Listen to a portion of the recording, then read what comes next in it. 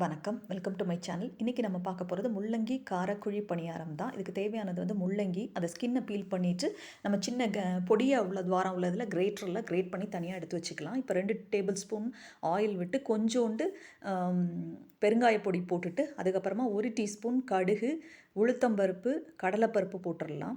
அதுக்கப்புறமா கறி லீவ்ஸு, கருவேப்பிலை, வெங்காயம், பச்சை மிளகா ஒரு 3 பச்சை மிளகா சின்ன சின்னதாக கட் பண்ணியிருக்கேன். வெங்காயமும் ரொம்ப பொடியாக குட்டி குட்டியாக நறுக்கி வச்சுருக்கிறேன், நான் சாப் பண்ணி வச்சுருக்கிறேன். இதை வதக்கிக்கலாம்.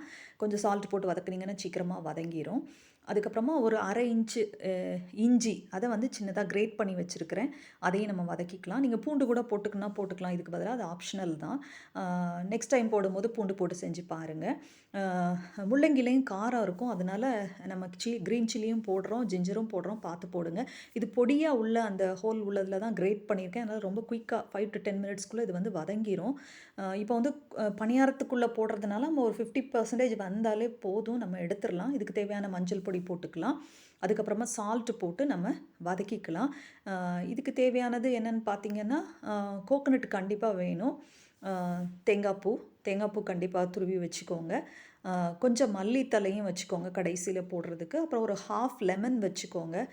அதுவும் லாஸ்ட்டில் நீங்கள் பிழிஞ்சு விடுங்க. கண்டிப்பாக அது வேணும், அது இருந்தால் தான் நல்லாயிருக்கும். இது சாதத்துக்கு அப்படியே வச்சு கூட நீங்கள் பொரியல் மாதிரி கூட சாப்பிடலாம்.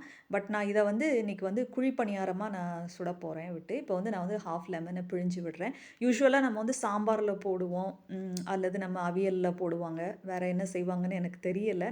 நான் பொரியல் இந்த மாதிரி தான் பண்ணுவேன். ரொம்ப டேஸ்டியாக இருக்கும் இது. ஸோ பொரியலாக கூட நீங்கள் சாதத்துக்கு வச்சு சாப்பிட்லாம், சப்பாத்திக்கு எல்லாத்துக்குமே நல்லாயிருக்கும். இதுக்கப்புறமா நம்ம பணியாரம் எப்படி மாவு செய்கிறதுன்னு பார்க்கலாம். அதுக்கு வந்து நான் ஏற்கனவே என்கிட்ட இருந்த இட்லி மாவை தான் எடுத்துருக்கிறேன். அதில் கொஞ்சம் ரைஸ் பவுடர் நீங்கள் சேர்த்துட்டிங்கன்னா இன்னும் கொஞ்சம் நல்லாயிருக்கும். இல்லாட்டி ரொம்ப சாஃப்டாக இருக்கும் இட்லி மாவு மட்டும் எடுத்திங்கன்னா. அதுக்கு தேவையான சால்ட் போட்டு இதுக்கு எவ்வளோ தேவையோ அவ்வளோ மாத்திரம் நான் இது சேர்த்துருக்கிறேன், மிக்ஸ் பண்ணியிருக்கிறேன்.